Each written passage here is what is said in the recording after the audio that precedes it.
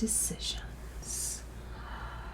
Right, there we go. Bangsta started there. Eric, to give him a hand, you hear lie? That is lie. Lie? You hear lie? Teacher Pussy say if you tell a lie, you go into hell as soon as you die. Why, sir? Check it out.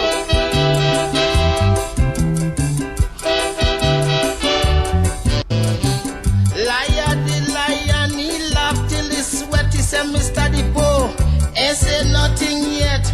If you really want to hear about fishing, let me blow your mind. Now listen to something when you talk.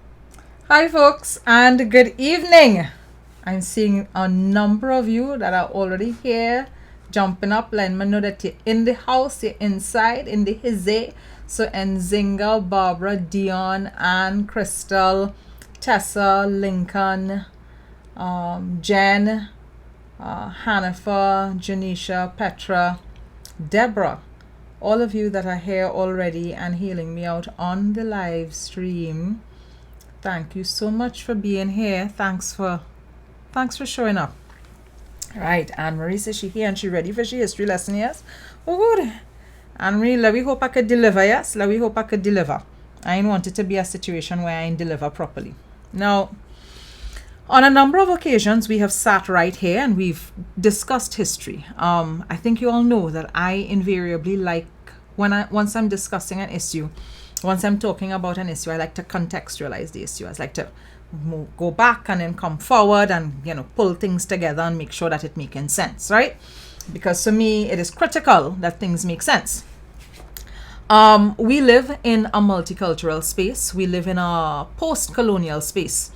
We live in a country that was once colonized, and before it was colonized, there were whole other persons living here, and we have a very complex and complicated history, if only because we are two islands instead of a one island state, and and all of the things that come with being a colonial space. So, that being said, we are in the month that is heading towards Emancipation Day. Today is Independence Day for persons in the United States. And many of us know the history of the United States' fight for independence, right? 1776, Boston Tea Party, they dumped tea in the Boston Harbor, and, revolution, right? Good. But many of us don't know things about our own selves here. And one of the privileges that I've had in this life is that I was, my parents took education very seriously. They made sure that I always had access to books. They made sure that I went to school. They made sure that I got a tertiary level education. And I want to think that I'm at the point where I should be giving back to society, because I had the opportunity to do an undergraduate degree in history. I did not go on to do a postgraduate degree in history, but the postgraduate degrees that I did involved me having to do research and doing a fair amount of historical research. So even though I stopped doing history formally after my first degree, I continued to do a lot of reading. So my shelves at home have tons of books that I've spent money on. And I say to myself, let me start to talk some of these things with people, if only because Tech Guy for himself buff me, right? So Tech Guy said to me, he's like, there's so many things that we just be talking about, so many issues that you just be elaborating on with me. Time to start to tackle these issues with your listening public. And I'm sure you all know the Black Lives Matter movement in the United States, where they're fighting for justice and for an end to racial inequity. And I felt that one of the things that needed to be I just saw one of the comments and I nearly laughed. One of the things that needs to be addressed here are all of the myths and stereotypes that surround the African descended population in Trinidad and Tobago. Because, as you well know, there's always a lot of racist and ethnic tensions in our everyday interactions with each other. And because of all of the lies and stereotypes that circulate, that are used oftentimes to make the black population feel badly about itself, and to feel like, we ain't worth nothing, we ain't really, we ain't amounting to nothing. People generally tend to act as if the black population here is useless and worthless, unless, of course, it comes to mama guying us for votes. So I felt it was important to begin to talk to the black population about the lies that are told on a regular basis about the black population. So let me jump into it. The first thing I want to tackle, and this is what I'm going to be focused on here this evening, is the whole issue of black people and land and black people and agriculture. Because oftentimes when I'm seeing foolishness coming off of various pages, mostly opposition pages, because of course the opposition here, I can't avoid the politics of the space. I cannot avoid the fact that the politics in Trinidad and Tobago is a very tribal politics, and that racism is very entrenched in a lot of what we do here. How we associate with people, the ways in which color and class and access to jobs, all of those things are linked to our race and colonial past. So from time to time, I see comments popping up where people feel quite comfortable referring to black people as monkeys, referring to black people as lazy, referring to black people as worthless, referring to black people as unwilling to work and having abandoned agriculture, and we don't know anything about agriculture, all of those things. And I paused and I thought to myself, but where this foolishness does come from? Like, where these myths and stories does stem from? And so this is me here going to break it down and get Ole to understand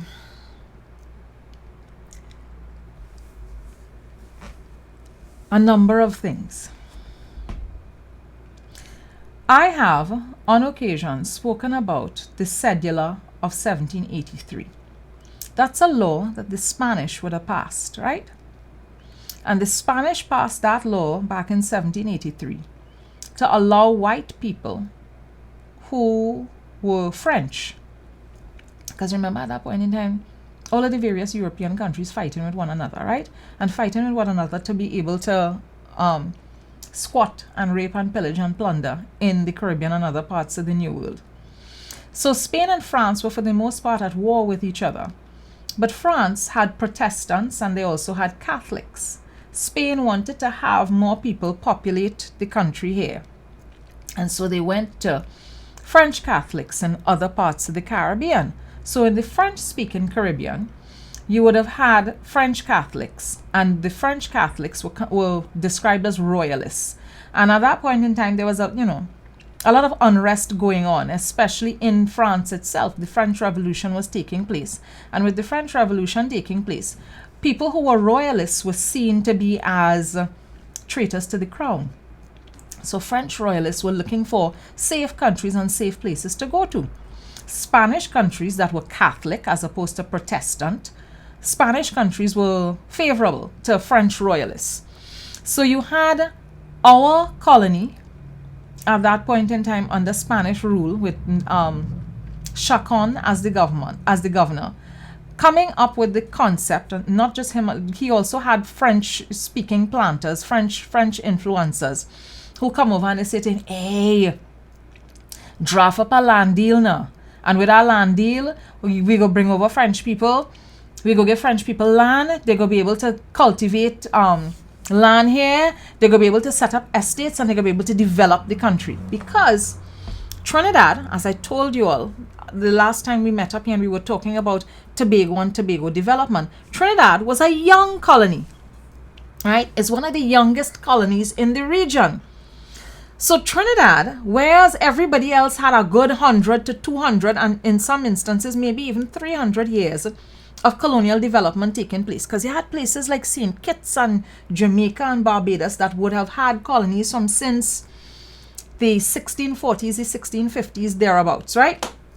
So you had those places having colonies from long before. But Trinidad, as a Spanish colony, as a colony being developed by Spain There wasn't a lot of colonial development here. Not a lot of estates and that kind of that kind of activity taking place.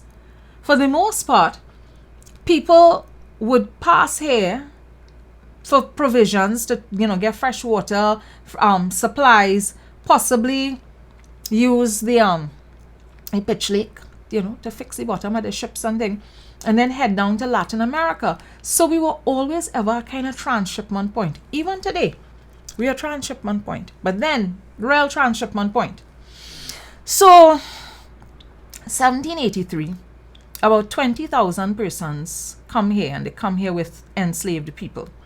And those French-speaking persons that came here, those are the persons that really and truly started to develop here as a sugar colony, right? So they came and they would have been given land. They'd have been given land because they were white, and they would have been given land because they owned black people. Those are the two reasons that they were given land.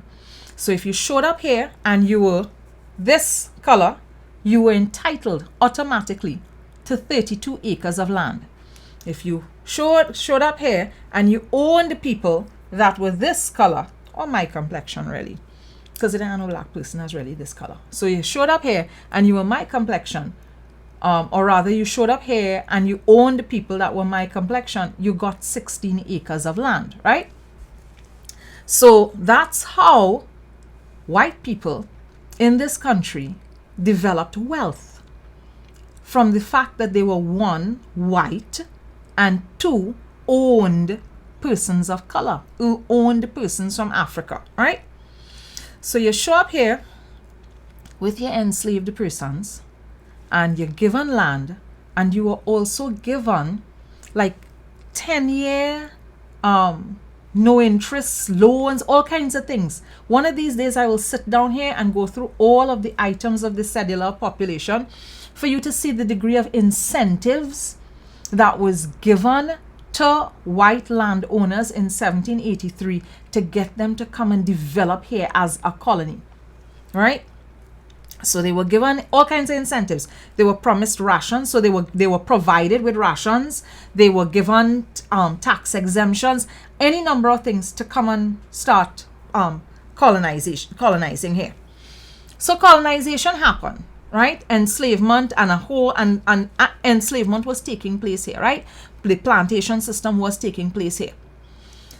By 1834, there is the proclamation that enslavement is going to end. Most of you should know this. So 1834 would have been the year that they said enslavement was going to end. But enslavement officially ended in 1838, because what happened was they ended enslavement. They put an end to the system of slavery. But the planters, and they complained and said, oh God, how you going to do with that? How you going to just end slavery just like that? What are we going to do? These people who making a whole living off the backs of black people for however many decades of life, and they have nothing in place. They're claiming they have no savings. They have no money. What they're going to do when you end slavery, because now it means we have to pay for labor. Paying for labor has long since been a huge issue of contention for white people. Who vex over that, go had a loss. Lie down next state. So 1834, official, that's when slavery was supposed to end. But there's a 4-year period referred to as apprenticeship. Pardon, I need to. So there's this 4-year period of apprenticeship. And what's meant to happen during apprenticeship, of course, is it allows the planters and them to have 4 more years of free labor, because it was supposed to be 4 years and 6 years. So domestics, house enslaved people, or enslaved people who were working more so within the main house, they were supposed to work for 4 more years. And field labor, people who were working out in the fields, they were supposed to work for 6 more years, right? So Emancipation 1834 But the planters and them argued for it to go on until 1838 and 1840. That is the kind of bullshit that occurred during the end of the enslavement era. So, by 1838, there's complete end to the apprenticeship system and a complete end to enslavement within the British colonies. It happens later down in the French colonies, the Dutch colonies, and the Spanish colonies. So Spain ended enslavement last. I believe that was the Spain ended enslavement in her colonies like around the 1880s. So that's why you could have had persons in like Cuba and Santo Domingo in the 20th century who would be able to tell you that they knew relatives who were actual slaves on estates, right? So when the apprenticeship system, which ran from 1834 to 1838, occurred, one of the other things that happened is planters got compensated. Why am I telling you all of this? Because I want to build a picture for you all of white people coming here and getting land and getting incentives and tax concessions and all kind of thing on the basis of the fact that one, they're white, and two, they own West Africans or persons of African descent. So they get a blight because of that. And then when the enslavement system was supposed to end, they got compensated for enslavement ending. The enslaved persons got nothing. But white people, the planters, they got compensated. And they also got to keep the land. Right? So they kept the land that they were on, that they were squatting on, because the land ain't yours. So they kept the land they were squatting on. And they begged to have the enslaved persons continue to work for 4 more years. In some instances, they wanted it to be 6 more years. But by 1838, everything wrapped up because there was no way they could continue to justify keeping field persons who worked out into the field there as enslaved persons for 2 more years because they were afraid that it would lead to rioting. So 1838, everything comes to an end, right? And of course, white people, what was their biggest worry? Apart from losing free labor on the estates, their next big worry was, oh my God, it will have riots, right? The slaves and them will burn down the place and they will attack us. Why would you think that that would take place? If not because you were treating African descended persons like shit in the first place. Oh, y'all may need to beware. My language might get a little bit spicy from time to time, right? So, you treated enslaved persons like shit the entire time you had the enslavement system going. So when the enslavement system had to come to an end, panic in the disco, because you're there thinking to yourself, well, oh my God, they might retaliate. They might burn down the estates. But those things didn't happen. Why? Because black people, enslaved people, former enslaved people, and notice I'm not saying slaves, I'm saying enslaved people. Slaves, entirely different thing. Entirely different thing. Enslaved people are people who were born free, thought they was going to be living free their entire life, and somebody run them down, put chains on them, put them on a boat, and bring them across to the New World. So I am making sure that I make the distinction between slaves and enslaved people. And all persons of West African descent here that came here in that condition were enslaved people. Nobody walk up to a ship and say, hey, boss, I come to be a slave. Nobody. Nobody signed a contract. No West African person signed a contract to come over here. No West African person. Certainly not before 1838. All West Africans that were brought over here before enslavement ended, they were captured, they were tortured, and they were shipped over here without their consent. So enslaved people. Good. So by 1838, emancipation comes. And emancipation comes here in Trinidad and Tobago. And as I said at the start, Trinidad was a young colony. It was not like Tobago. Tobago had been a colony for at least a good century before us, if not maybe 2 centuries before us. So when enslavement ended here, our sugar industry was a small sugar industry. Trinidad had 1.25 million acres, or we have, because it's not like we've lost that.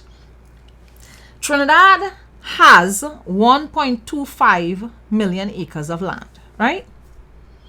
And all you want to know how much land at that point in time was under active sugar cultivation? 43,000 acres.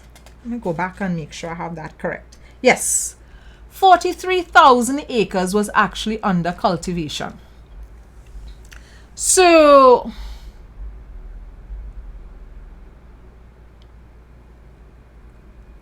if you think about our maths, 1.25 million acres versus 43,000 acres, you understand that there was a lot of land here that was just unused, uncultivated, right?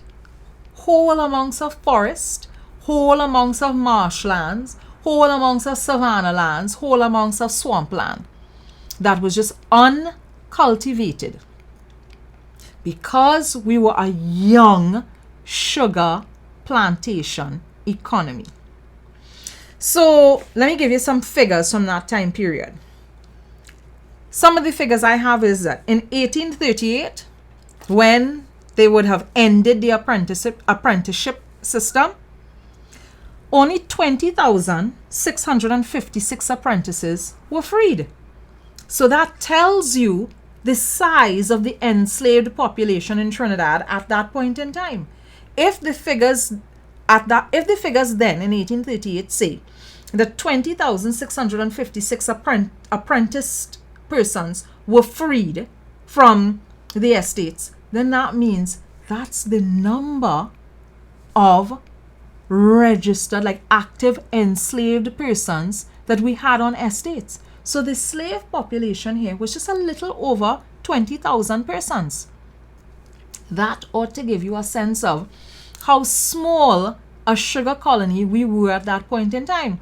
So 43,000 acres under cultivation, and a little over 20,000 persons as enslaved labor, right? That would have been freed. Now, I want you to start to think in terms of the maths and thing, right?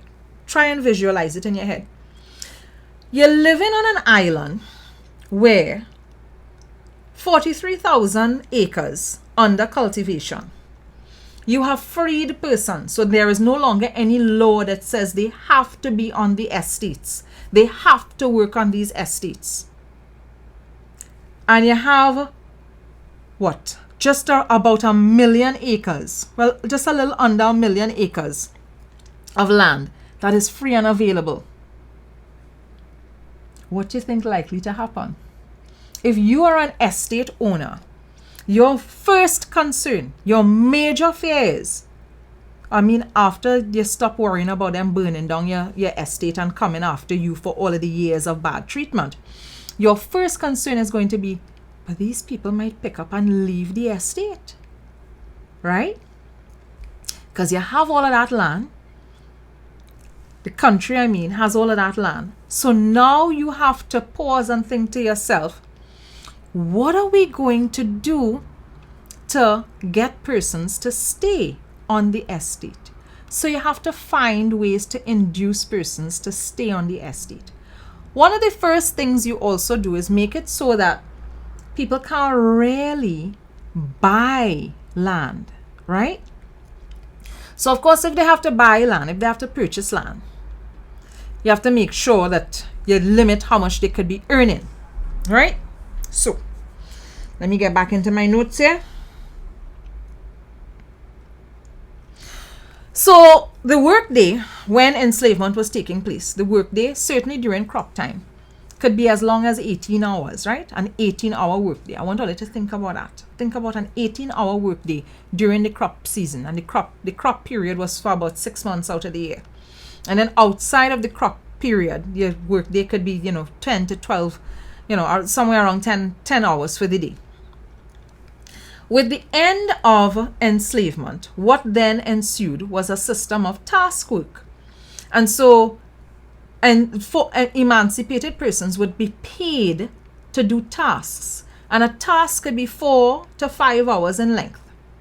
So, clever emancipated persons would work out the day in such a way that they're doing 2, sometimes 3 tasks for the day. And of course, they're no longer tied to any one estate. So they could be doing tasks on multiple estates when the day come.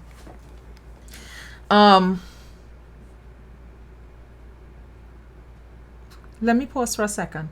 I'm seeing questions here about the Fatal Rosak.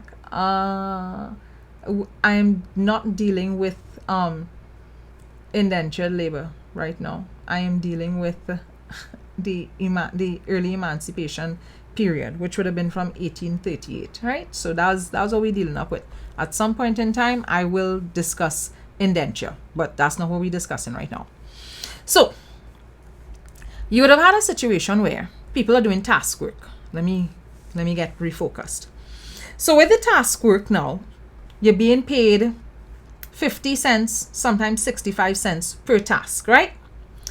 So if you're being paid 50 cents to between 50 to 65 cents per task, you're looking at a situation where in one working day, you could easily be making $1 to $1.50, to $1.65 thereabouts as a free laborer. And this would have been, and it varied, right? It varied from estate to estate, but for the most part, what the estates and they had to agree to, because they were in desperate need of labor, they had to agree to the 50 cents a day, and 50 cents a day was the minimum. In other island territories, the wage was between 25 to 30 cents a day. So what you used to find was, in the rest of the Caribbean, when they realized what kind of wages were being paid in Trinidad on estates, once persons could have paid the passage to get to Trinidad, they would leave and come to Trinidad to be able to work on estates here. So there was a thriving intra-regional, like intra-island labor trade taking place, much the way it happens even now, where once you're in an economic boom, right now we're not in an economic boom, but once you're in an economic boom, we would get lots of persons from other parts of the Caribbean coming to Trinidad to be able to get work depending on the sector. So at that point in time, a post-1838 and a post-emancipation period, you'd have good wages, a high demand for labor, and because you had good wages and a high demand for labor, the planters and they felt that they were in a position of weakness, right? So you're here and you're thinking to yourself, now try and put yourself in the mindset of a planter, right? You have an estate, you need steady labor on the estate when the day come for things to work and for things to run properly. And you're not 100% certain that you can keep your labor force. And you're not 100% certain that you can keep your labor force because your labor force is no longer compelled to remain on your estate. So they tried multiple types of inducement.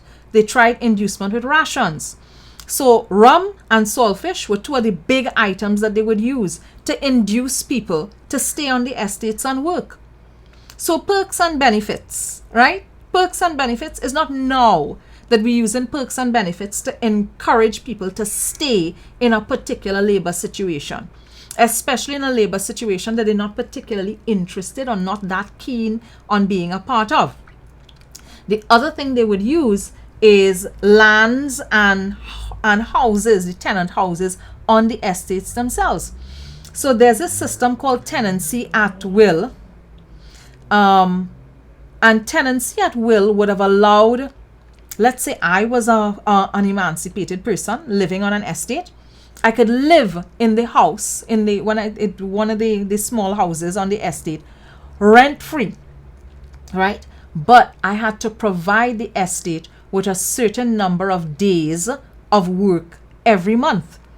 Once I was providing the estate with a certain number of days of work every month, I could continue to live in the house rent free, and I would also be afforded rations, right? So they would give me the rations. They'd allow me to live in the what would have been the former slave quarters, right? I mean, I guess there are different names for it. You could call them barrack yards, you could call them tenements, whatever it is, but it would have been the former slave quarters. So they would allow me to live in the former slave quarters rent free, but I have to provide a certain amount of labor for them. They would also give me some rations, mostly rum and saltfish is what I would have seen in the history books that I looked at.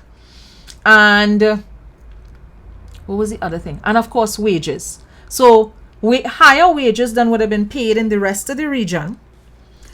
The ability to sleep in the barracks, in the former slave quarters, and rations, some food rations. But the planters, and they weren't particularly keen on having to do these things, especially since even with all of that, when I say with all of that, even with those things, most of the former enslaved persons, the emancipated persons, weren't that interested in remaining on the estates. And let me explain what was happening. Because it's not that they were not working, It is that many of them chose to leave the estates. So there's another set of figures I have here. Where are those figures? Right, so I'm looking at the wages. So wages were 50 to 65 cents a task. This is prior to 1845 because things change come 1845. And 1845, as you know, is the year that we would have had in indentured labor coming here. And the arrival of another labor force changed the rate of pay. So emancipated persons started to move off the estates, right? Close to the estates, but off the estates, because here's the thing. They worked out that if they could live on their own pieces of land and grow food for themselves, and this is real critical, right? They could grow food for themselves, grow food that they could also be selling, so they could be selling at a market. So they're growing food for sustenance for their own homes, to sustain their homes. They're also growing a little bit extra to sell at the market for anybody else that need food, because the same estate owners actually would need access to food. And then they would also do task work at the estates. So the task work at the estate would ensure that they're making a certain amount of money every month, right? Or every week. Because remember, you're being paid a minimum of 50 cents a task. So if you do several tasks for a week, you could be making a couple dollars for the week. And then if you have your own land or living on your own other piece of land outside of the estate, you are then growing food for your family, and you're also growing food for sale, and you're making income from that. And if you are also a skilled craftsperson, an artisan, capable of commanding a higher price, or you have a particular skill that you could turn into a trade, you're earning more money. So what began to happen was you had a laboring class that began to understand and realize its strength. So much so that when the planters and they decided that they're going to drop the price that they're paying for labor, because the planters and them decided in the 1840s thereabouts that they were going to drop the price of task labor from 50 cents to 30 cents, the workforce strike. The workforce decide, okay, you ain't want to pay us what it is we deserve, what it is we are accustomed to, well, we just ain't come in and work on your estate. And when that happened, because of course without labor these estates can't make any money at all, they had to go back to paying the 50 cents a day. And that strike, of course, put a lot of panic in the hearts of planters. And that's when they began to really agitate and put pressure on the British colonial government to get them bond labor from elsewhere. Now, before they brought bond labor from India, they actually went back to Africa to get bond labor. We'll get into that at another point in time. Right, so where do I want to go to? One of the part of the myth, of course, is that people continue to say, and they say it erroneously, is that after emancipation, emancipated persons, right, persons of African descent, just pick up and walk off the estates and didn't return to the estates. That was not the case, right? Many of the emancipated persons set about setting up communities that were close to the estates, right? Not very many of them went into like bush and the interior and stuff. What you used to find was, if there's anything, indigenous people, they were the persons that were deep in the bush, and would you believe, piles from Venezuela. So all of you who think that piles is only recently we getting persons from Venezuela here, right? Venezuelan peasants here. Venezuelan peasants been here for quite some time, right? So from the late 1830s into the 1840s, in the bush areas, like deep in the bush, deep in the forest, what you used to find was indigenous persons and Venezuelan peasants, right? I ain't say it. The historians and they saying it, right? So the emancipated Africans started to set up communities. And let me give all you an example of some of those communities. There's some other figures I want to give here. So this is from a guy called Sewell. He's a journalist. He's a journalist that was here during the 1840s, and he was writing about what he was seeing and what was taking place. He said of the 11,000 field slaves from 1834, 7,000 of them left the estates, but they stayed in agriculture. So this myth about black people not staying in agriculture, black people not wanting to do anything in agriculture, that is a whole huge lie. So 4,000 persons of that 11,000 field enslaved people, 4,000 remained on the estates as resident labor, right? So they would have stayed in the houses, the tenancy at will arrangement, getting sugar, getting rum and saltfish and that kind of thing. So they would have stayed in the barrack yards, right? About 4,000 of them stayed on the various estates in the barrack yards. But 7,000 of them left. But they didn't leave and go far. They left, but they stayed in agriculture. So they either bought land, leased land, or squatted on land. I will just call it land occupation. You know why?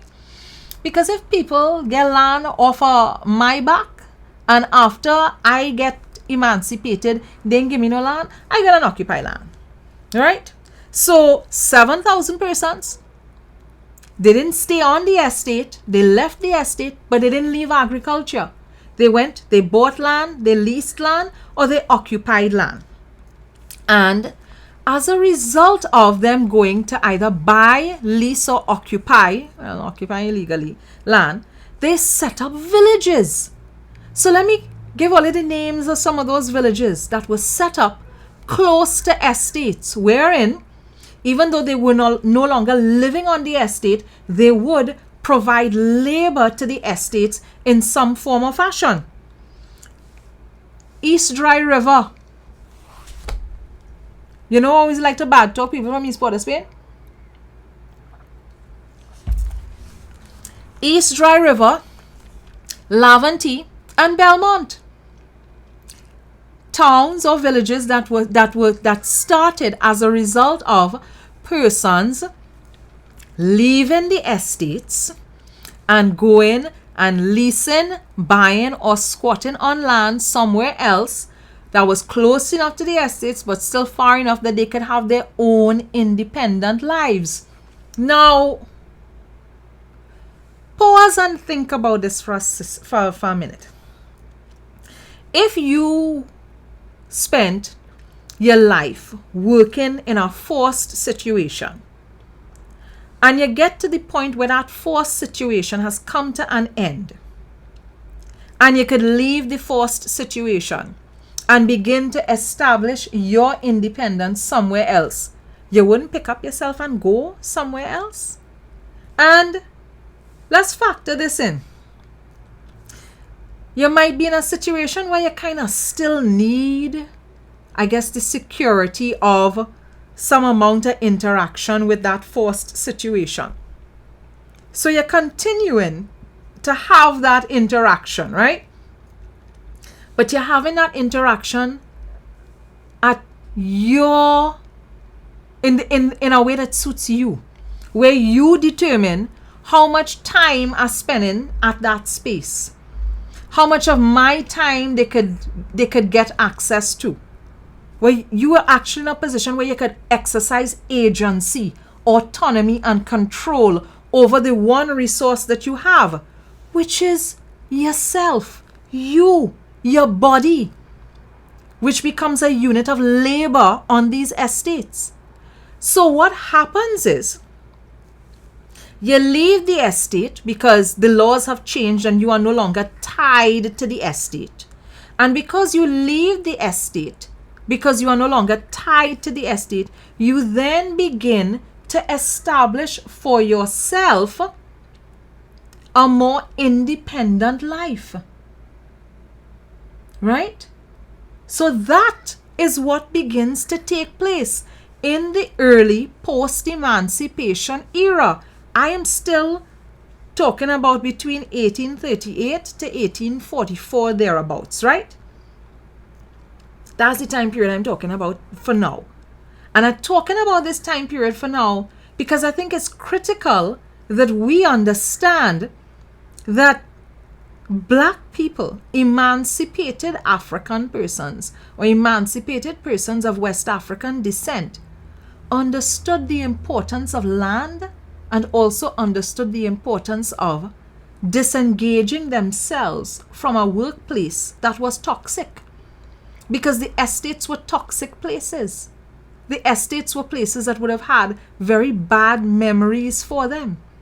So they would have moved on into their own spaces, and this is an important point for me to make, built their own communities. So emancipated persons left the estates and built their own communities, not far from the estates, because they continued to provide labor to the estates. And get this, another thing that they did that was very critical, they stopped their children from being labor on the estates. Because once you were 6 years and older, you could be conscripted into any one of the labor gangs on the estates. They stopped their children from the ages of 10 years and under from going to work on the estates. What did they do with those children? They started to get them enrolled into primary education. At that point in time, education was being provided for the most part by the various religious organizations. So whether it was Catholic mission schools or Anglican mission schools. So I want you all to understand this, because this is critical.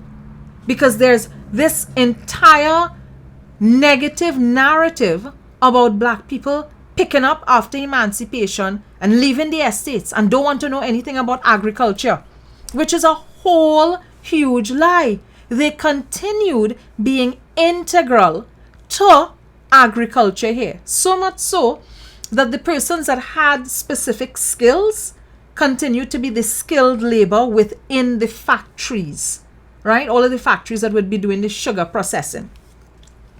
So, as I was saying, they either bought land, leased land, or squatted on land. And they set up a number of estates, right? East Dry River, Laventille, Belmont, in San Fernando. If you all know about Rambert Village and Victoria Village, those are villages that were set up by former enslaved persons. because they went and they set up those villages because they were close to estates.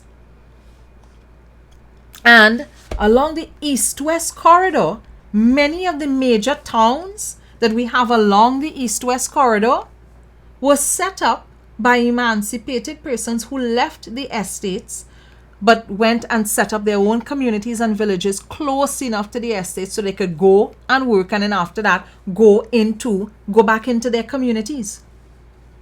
And that's critical. It's very important.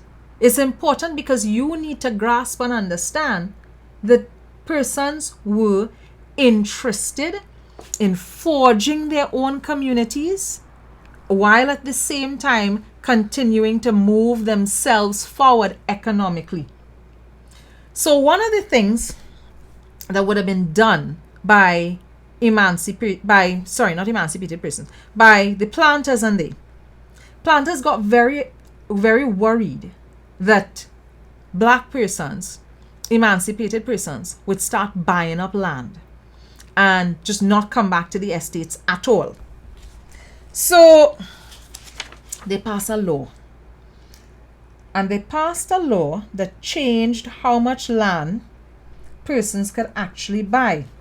So at first, the law indicated if you had to buy land, you had to buy land in big parcels, right? 340 acres. That's state land, crown land, right? So if you're going to buy crown land, 340 acres of crown land. That's plenty land to buy. But here's the thing. There were persons who were pooling their money together. So you see, that's why I said earlier, we have to be careful about how loosely we use in language. You see, when DSS talking susu, DSS ain't understand susu. DSS ain't understand susu at all. Because there were black persons who had saved the money that they earned during apprenticeship, because that was one of the things. That apprenticeship period from 1834 to 1838, you could have earned money.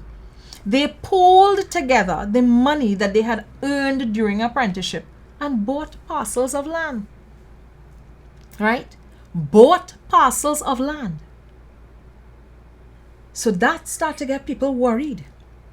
Because here you have black people mobilizing themselves and functioning as collective bargaining units, striking and finding ways to pool their money together to buy parcels of land. So what happened then?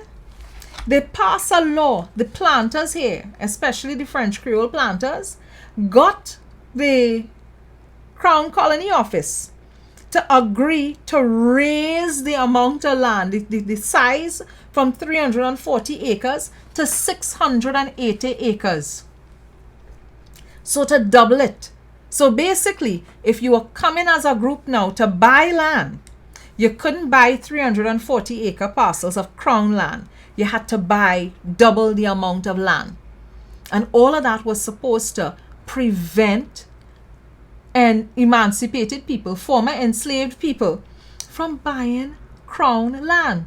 Now, there were times when they would have been able to buy smaller parcels of land if an estate owner was looking to sell land. So it was not all the time they were only forced to buy the 340 acres or the 680 acres. Because if a plantation owner had a small parcel of land he was looking to sell, a 1 acre, or 5 acres, or 10 acres, or 6 acres, or whatever size whatever parcel of land he wanted to sell, he could sell it and they would buy it. But when planters and they realized, wait, these people showing up and they're buying parcels of land.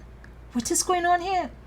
So they then started to put laws and restrictions and things in place. But what they didn't anticipate was the fall of sugar prices in the 1840s. So by 1846, sugar prices started to crash. And because sugar prices started to crash, that then meant that the economy here was in dire straits. Things was rough. And we changed governors, and it would have been what? Lord Harris Lord Harris, who would have been the governor in the 1840s, he then decided that he was going to make a couple changes. So in Aruka and Arima, for instance, he made some arrangements to sell land for £1. Let me check and see. For £1 an acre. Crown land I'm talking about here. So whenever you hear me talking about land being sold, it's crown land, right? So crown land for £1 an acre. But of course, you had to buy 5-acre parcels of land. That is in Aruka and Arima. So when all you're looking at Aruka and Arima slight, don't watch Aruka and Arima slight. Don't look around and think that the persons that living in Aruka and Arima just living there because of political affiliation. Aruka and Arima have a long history, a long tradition of land ownership by former enslaved persons who back in the 1800s would have buy the 5-acre parcel of land at £1 an acre each, right? So don't watch people from Aruka and Arima slight. If their family owned land from back in the 1800s, £1 an acre and a minimum of a 5-acre parcel of land. That took place, right? So that agreement was arranged under Lord Harris. Then, after Lord Harris, there came Governor Gordon. And Governor Gordon decided that he was going to be doing his own project as well.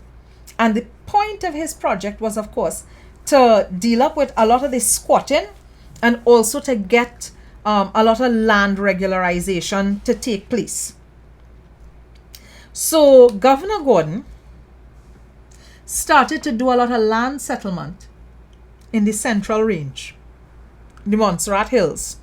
So I want all you to think about Tabaquite, Talparo, Tamana, Grand Couva, right? Those areas there, right? All of that whole, the Montserrat Hills, the Central Range area, right? So persons who know they have, the family have land for more than a century in those areas, chances are your family bought that land since the 1860s through the land settlement plan that took place under Governor Gordon. Yes, Candace Santana, down by yourself, my mind run on you when I was reading this, right? My mind run on you, Candace Santana, because I was like, I wonder if people in Tabaquite know that there is this long history of land ownership in the Montserrat Hills, right? As a result of practices put in place or new legislation put in place. Yes, Calvin, Charles, Tortuga, all of those places, right? And so the sugar prices fell as a result of competition from foreign sugar, right? Beet sugar.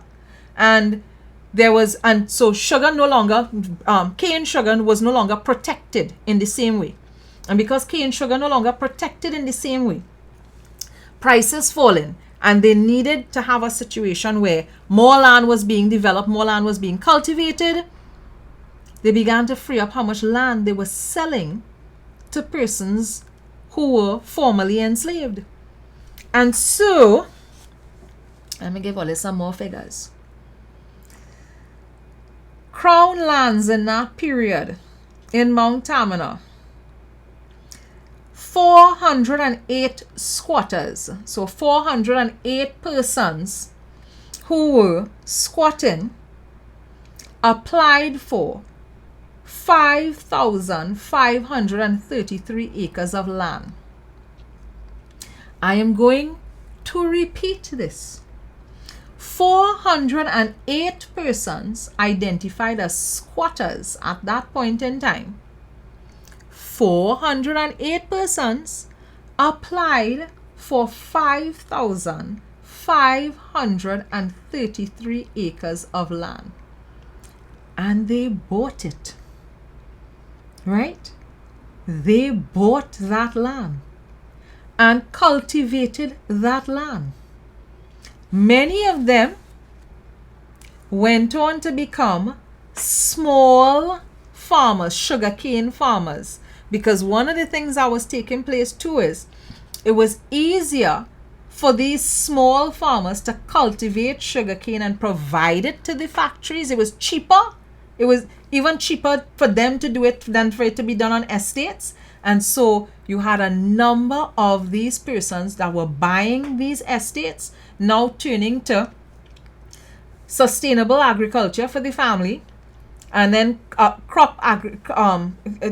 economic agriculture, so growing a crop that would earn them money, whether it was sugar or cocoa or whatever, and providing the sugar cane to the factories or exporting the cocoa to wherever they had to export the cocoa to. Listen, this for me is mind-blowing information. And why is it mind-blowing information? Because it points to a population here that acted very independently the moment it was granted emancipation. Right? So people got emancipated, and once emancipation had taken place, they put themselves in gear, they moved off the estates, they cultivated land, they went into their own cultivation, their own development of land, their own purchasing of land. Some persons went on to become small business owners because they began to do huckstering or petty trading, right? So they developed a lively exchange of goods that they were importing and selling amongst themselves. That is what was taking place in the first 2 to 3 decades after emancipation. And I wanted you all to understand that it wasn't a situation where we weren't interested in land ownership, we were not interested in agriculture, we were not interested in education, we were not interested in developing our own communities. So you had a situation, you have established practices, community building, focus on education, protection of children, land ownership, small business development. That is what our emancipated ancestors were doing. Right? That's what our emancipated ancestors were doing. I see it have some trolls on the live. It hurting all you when I talk the things, causing pain in your heart, bothering you that you can't turn around and say negative things about black people on this live. So I know some of you will ask questions like, why is this not taught in secondary schools? I'm not quite sure why this aspect of history is not taught in secondary schools. I know that when I did history in secondary school, because I did history in secondary school, we did enslavement and we did post-emancipation, but we tended to talk about it in a regional sense. We didn't necessarily talk about what happened specifically in Trinidad and Tobago. So, to be able to understand specifically what happened in Trinidad and Tobago, see how well you're able to see this book cover. Right, there we go. Right, so this one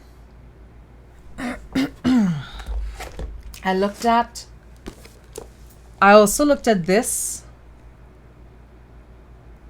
Oh, come on, camera. Do your thing. Ah, there we go. I also looked at this, and I'm going to get into a little bit more about the bonded Africans that came here, right?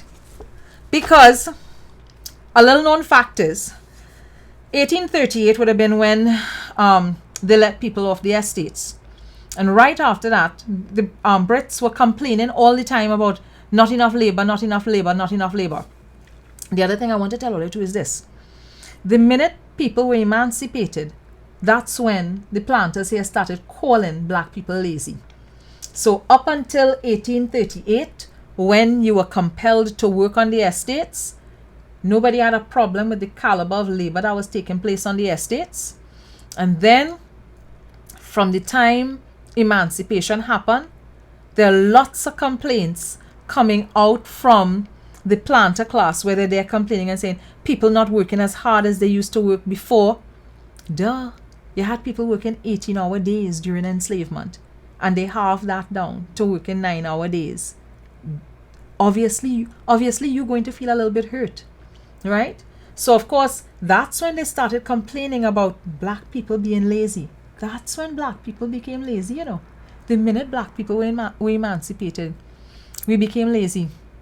And when we moved off the estates, we became shiftless. That's what we became, shiftless.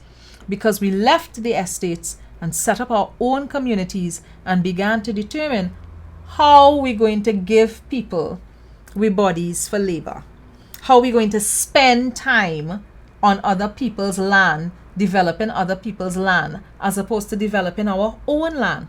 And what you found was most persons felt happier developing their own land than going and developing somebody else's land. That makes sense. It must make sense. If you have your own going concern, you're going to leave your property and go and develop somebody else's property more than you're going to develop your own property? Of course not. You'd want to develop your own property for yourself. You'd also want to develop your own property for your offspring. You would want to build a legacy. You would want to ensure that the life that you had is not the same life that they will have. You will want to make sure that they have a better life. And that's the other thing. Eventually, what took place is there was a movement away from land ownership for agriculture, because more and more investment was placed into educating the children. So when the children were educated, they then moved on to other types of work. And then when the grandchildren were educated, they also moved on to other types of work. And the more educated you became, the more you moved away from agricultural work. And you'd move away from agricultural work and get into clerical work. So in some instance, teaching, maybe opening up a small business. So that's where it would have been generation after generation, gradually shifting away from agricultural labor, estate labor, and moving into other kinds of work, right? So there you have it. So that's what I wanted to talk to you all about today. But I'm going to do a special live tomorrow. And I'll tell you why I'm going to do a special live tomorrow. Let me see if I can pull up this screenshot real quick. Real fast. I have a couple of things I want to talk about. Because I've been seeing on social media that people losing the keys to their head and calling for civil unrest in the country. So, let me show you all this. That came up today. Somebody sent me this and I post that up. And the young lady who shared that fly up in my inbox today to tell me to take down the screenshot, please. And for the life of me, I couldn't understand why she felt she could come and tell me what I can and cannot do on my wall, right? So tomorrow I want to talk about some of what I discussed today about Black identity, and I also want to talk about coups and seditious behavior and people who want to be calling for unrest in this country and who seem to not understand what exactly they're calling for. Those of you that are interested in getting any of the books, there's another really good book. Come camera, do you think? Right. There's another really good book. It tells you about the relationship between Trinidad and Tobago. There is Tales and Treasures bookshop in St. James, but they have an Instagram page and a Facebook page, and I would imagine that they are doing delivery. So you can check out their pages to see what they have, or you can inbox them and message them. You can also, there's also paper-based bookshop. So Tales and Treasure and paper-based, those are the two bookshops that I tend to use when I want to get local history and regional history. So anything to do with Trinidad and Tobago and the Caribbean, those are the two bookshops that I go to. So you can check them out. They have Facebook pages, they have Instagram pages. And like, as I said, as we progress for the next couple of weeks in towards emancipation, I am going to come here and we will be talking about all of the various lies and stereotypes that are attached to black persons, the emancipated persons that settled here and built this country off with blood, sweat, and tears. Don't forget, at 8 o'clock tonight, I believe the Attorney General is having another one of his live discussions. I think Kijan Haynes is interviewing him this evening about capital punishment. So if you want something else interesting and informative to go and take a look at, that's always that's bound to be useful and interesting. And tomorrow evening, right? I'm doing a special live tomorrow evening, because I had to talk about Kamla press release, I had to talk about Lizelle Das, and there are a couple other things that I wanted to be able to discuss as well, about persons who think that calling for a coup here making sense. See you all tomorrow evening.